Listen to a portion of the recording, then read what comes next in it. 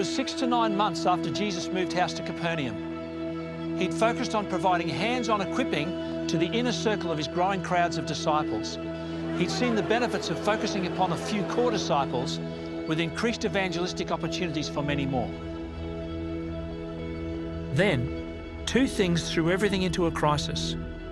First, the positive response of Levi Matthew, a tax collector on the shores of Lake Galilee near Capernaum, when Jesus called him, "Matthew, follow me." Second, Jesus' declaration to the Pharisees that the Sabbath was to bless rather than burden the people, and his claim that he was the Lord of the Sabbath horrified them. Arch enemies, the Pharisees with the Herodians, plotted to get rid of him.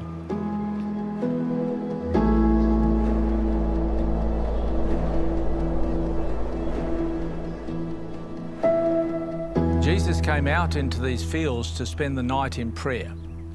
What was to be his next move? He'd prepared well for his disciple making. The foundational priorities had been laid down. He had intensely equipped a few for expanding outreach. Receiving counsel from the Father, he called his disciples together, chose 12, whom he called apostles. And so, just over 24 months into his ministry, it was time for leadership multiplication. Having chosen the 12, sending a clear signal to Jewish and Roman leaders as well as to his disciples that this was a kingdom movement, Jesus outlined his core values. In the Sermon on the Mount, he shared his upside-down, counterintuitive worldview. He gave blessing to the broken and disenfranchised. He outlined a crazy game plan. Love your enemies and pray for those who persecute you, that you might be acting as the true children of your Father in heaven. This radical plan was followed by intense, exhausting ministry. Jesus organized his disciples into teams to go out and eat with people, to heal the sick, including lepers and demon-possessed, and telling all that the kingdom of heaven is near. They were to look for key people of Shalom who would welcome them into their homes to stay. During the next 12 months, Jesus toured in towns and synagogues across Galilee, modeling, mentoring, and multiplying his team of leaders. According to Luke's Gospel, for every parable or teaching Jesus gave to the male apostles, Jesus shared a parallel instruction to the growing number of female leaders, women who travel with Jesus and sat at his feet to learn. These women include Mary from Magdala, where a first-century synagogue was recently unearthed. Also, Joanna, the wife of Chusa, the manager of Herod Antipas's household in the capital, Tiberias.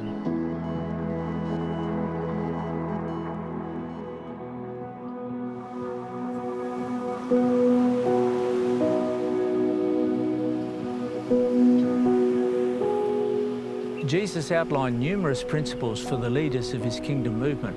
These were different, for his movement was not to be characterized by institutions, hierarchies, or status, such as the religions and systems of Judaism and Rome. Simple parables made his message and mission plain.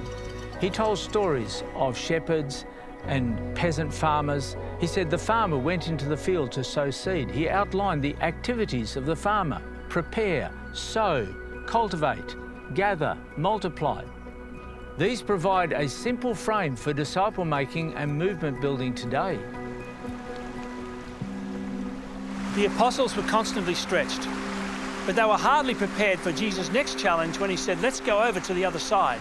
It was disturbing enough traveling through Samaria, but the other side meant to cross the Lake of Galilee into the land of dark volcanic mountains, pagans, evil spirits, and pigs.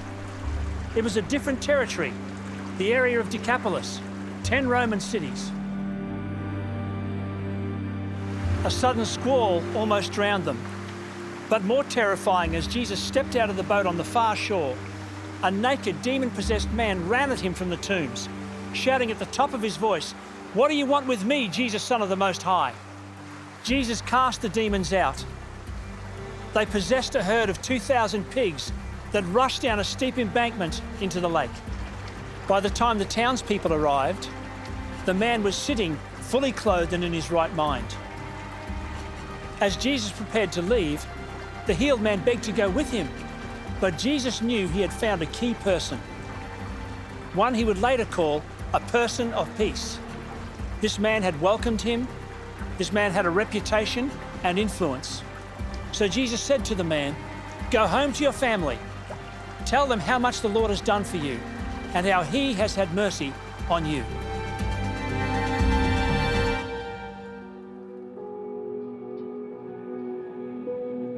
Like the Samaritan woman, this man was a key person. He went to the cities of Decapolis, telling how much Jesus had done for him. And the next time Jesus crossed to this dark shore, there were 4,000 men plus women and children waiting for Jesus. At Kersey today, we walk among the Byzantine churches and chapels that were built as monuments to this first missionary to the Gentile pagans, the healed demoniac.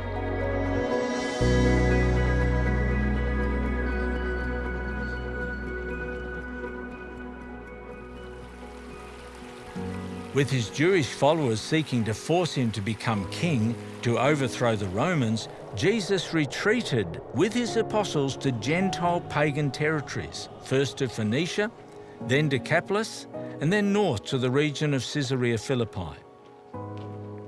In the shadows of the Golden Heights and Mount Hermon, and surrounded by pagan temples, the Temple of Augustus, the Temple of the Dancing Goats and the god Pan, and with the gates of Hades, which received the sacrificial goats to appease the spirits of the deep, and from which the waters of the Jordan flowed, Jesus had further lessons for his disciples. Had the people understood who he was?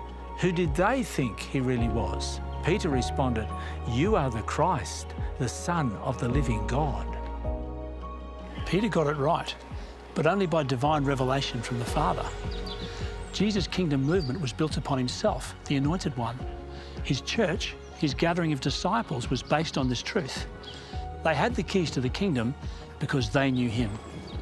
From that time on, Jesus spoke of his crucifixion and the reality that anyone who chooses to follow him must take up the cross. Jesus' disciple-making and movement building involves a radical transformation of worldview and attitude.